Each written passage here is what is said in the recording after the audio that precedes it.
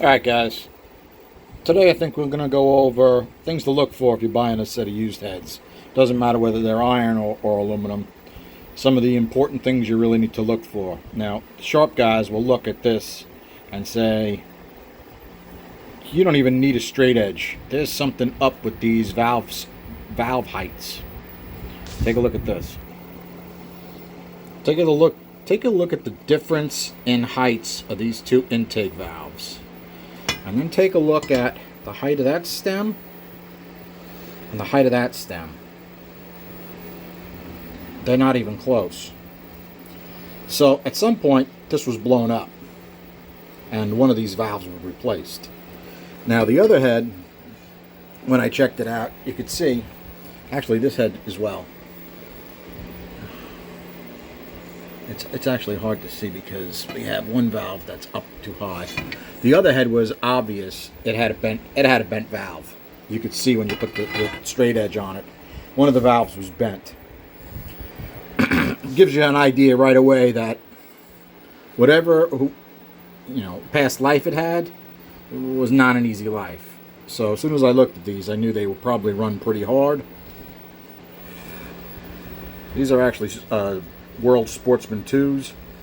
Somebody put a water passage in by the double exhaust. The reason is to get rid of the extra heat in this area. That doesn't scare me. As long as it's not cracked, you're good to go. Neither one of those were cracked.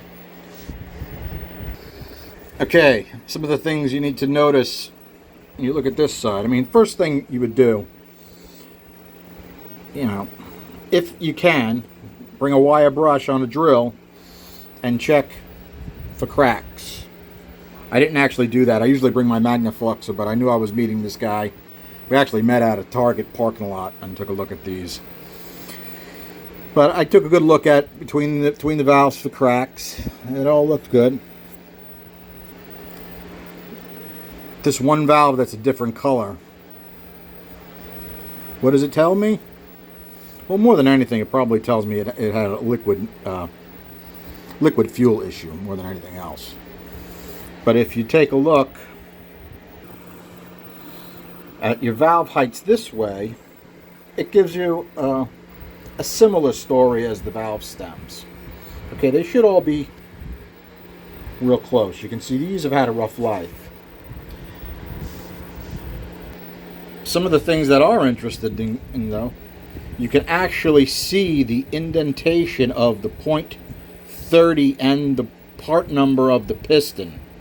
So whoever set these up, set them up a little tight on the quench for the RPM. This was obviously over revved, and I can tell it was over revved by the damage done to all the retainers. See how that edge is all mangled? Now, of course, when you buy a used head, you got to ask the guy, hey, is it okay if I take them apart and take a good inspection? This guy's name was Josh, nice young guy. And he said, yeah, no problem. So I took it all apart. I brought my my straight edge. I brought my micrometer. I brought my Sonnen 300p to measure the guide clearance. And I took a look at them. Unfortunately, these were set up with some nice parts, but all the nice parts are junk. I mean, if you take a look at, let's take a look at the retainers. Let's set these up. Many of them have this, which means the rocker was hitting them. So, what is that going to do? Well, for one, it damages the retainer. Two, it hits, the rocker is hitting the retainer, right? Putting torsional stress on your valve, which will bend your valve. Right? Some of them are worse than others. Okay? And it's not really good for your springs to bang your springs at an angle. You can see this one was actually rotating and banging. And they're all beat on the inside. What is that telling you? This was pushed to the over rev point. Okay.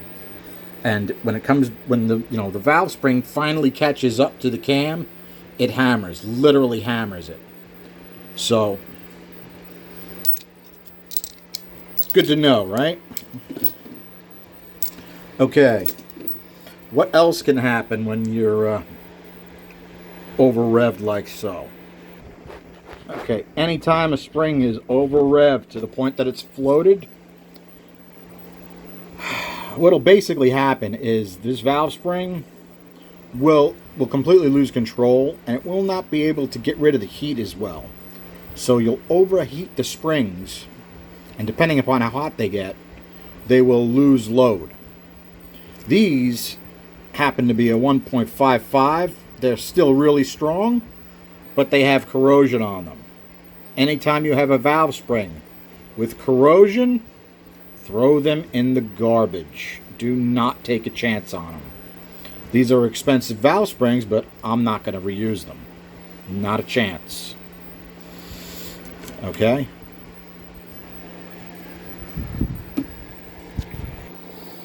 Okay.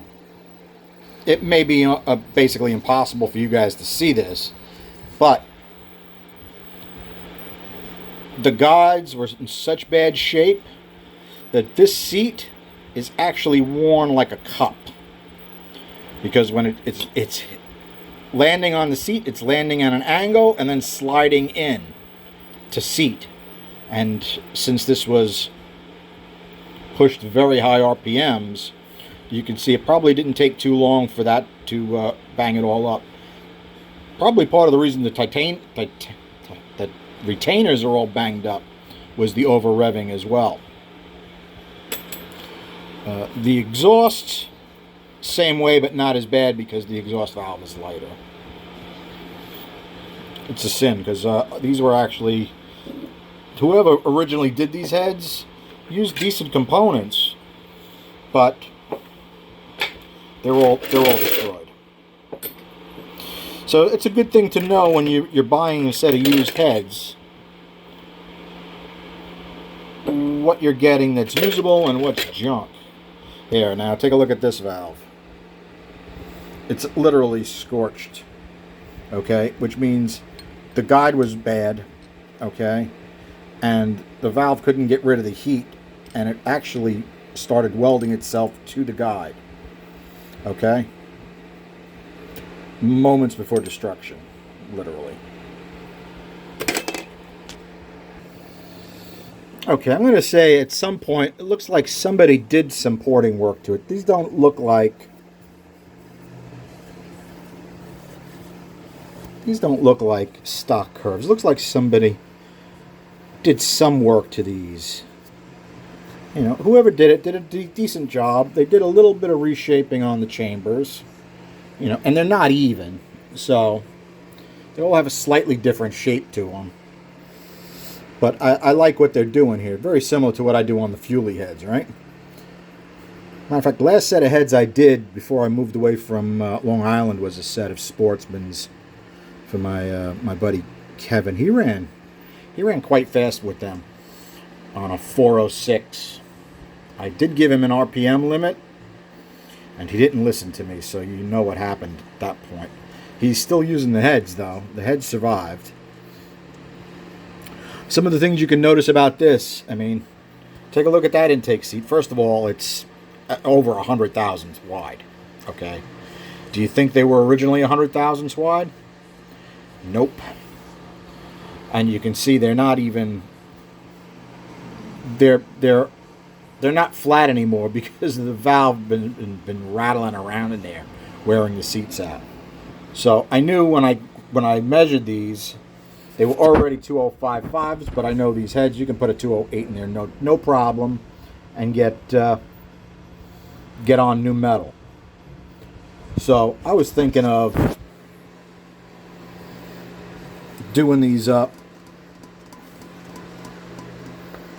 and aiming towards like a 600 horsepower small block with these. Get enough airflow that they make 600 horsepower. It's on my list of things to do. I got other jobs to do first, but on my list. And you can see certain chambers, that silver, the rod bearing was going away. Now, why was the rod bearing going away? Well, the guides were so bad, it was letting a lot of oil into the chamber. As soon as you get oil into the chamber, you're going to get detonation. So the detonation literally pushes the oil film out from the bearing. Next thing you know, the bearing starts going away. Now you have extra clearance, and the quench was really tight, so piston starts hitting. Once the piston starts hitting, this one was hitting, this one was hitting, this one just started to hit. So this whole side of the engine started to go away. Now, anytime you have the piston banging into the head, you really got to check them for cracks. These are World Sportsmans. They're a very heavy casting. The only thing that I don't like about these heads is they have a very tight pinch for what it is. So you really, in order to push your luck, you either got to go with a really tall gasket or you got to tube them. Okay. Always good to check them with a straight edge. These were nice and flat, which is always good. Okay. Easy way to check your guide clearance, even if you don't have the tool to measure it, the Sonnen P300 or 310. You could put the valve in and just pay attention to how much wobble you have, right? This is not too bad. Could use a K-line guide, no doubt. Take a look at this intake. Same thing. I don't know if you guys can see that or not, but yeah. It's so bad, I'm not sure a K-line will even take it up. So I may need to have a couple hardened seats put up. Iron guides installed. Well, I'll see how they work out. But I knew that before I bought them, that they were in that rough a shape. Okay. Some important things to look for is whether they've been ported or not. These may have had a little bit of work done to the bowl, but the throat is nice and tight still. It still has, I would say, original cuts in the throat. I don't know if those have been modified. They still have the giant guide bosses that these heads are famous for. Really notable. You're going to spend a few minutes taking some iron out just to do the guides in these. And to be honest, this bowl seems tighter than I remember. We'll figure all that out after I give them a good cleaning up. You can see somebody did a little grinder work in here, probably with a little pencil grinder or something, but you can tell right away whether it's been hogged out or somebody just went in there and did a little cleaning.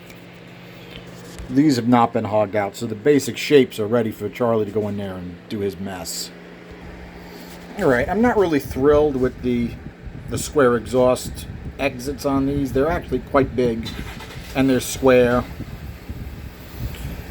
But you can get them to move some air if you know what you're doing.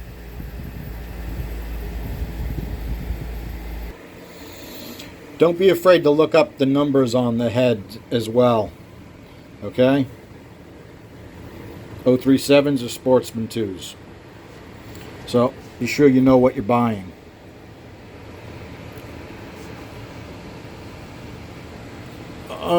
What can I say about these? The poor kid that originally bought them paid a good price for them. After I showed him all the stuff that was wrong with them, he agreed to a much lower price. As it is, I actually missed this. Is that a big deal? Absolutely not. I radius all those anyway, because what that's telling me, where is it? Is it was probably an aftermarket head bolt like an ARP. ARP has a more generous radius under the head that has to be clearanced for. Otherwise, this is exactly what you get. If you take a look at it, you can see exactly where the load was. And since these were detonated, anytime you have detonation, what happens to your cylinder pressure? It spikes big time. Now, these are really strong castings, so the castings didn't give, but literally it was pounding on those head bolts. And since it only had a small area for the load, that one gave. Now, did he lose a head gasket at that point? Probably not. Because it's a Chevy and it's got 17 head bolts, it probably didn't lose a head gasket. It doesn't seem so on the chamber anyway. Okay, this is the chamber that has the head bolt that has the slight bit of damage at the top. Right, you still had a good burn pattern. You don't see any evidence of water getting into any of the chambers. Okay, the light amount of rust on the heads doesn't really bother me at all. These were probably milled because they look very like a very fine rotary broach has gone across it. But it's got a, after I get the rust off it, it's got a nice finish on it. Just like anything, guys, buyer beware, right? Be sure you know what you're buying before you buy it. When I bought it, unfortunately, I knew all of this was garbage.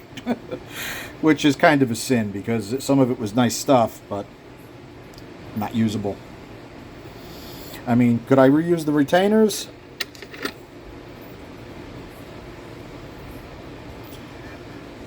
I would use it on something that I own, but they would need a ton of work, and they would have to get all this garbage ground off and cleaned and made sure it fit the new springs. Is it worth the trouble? Probably not. All right, guys. Thanks for hanging out. Have a good night.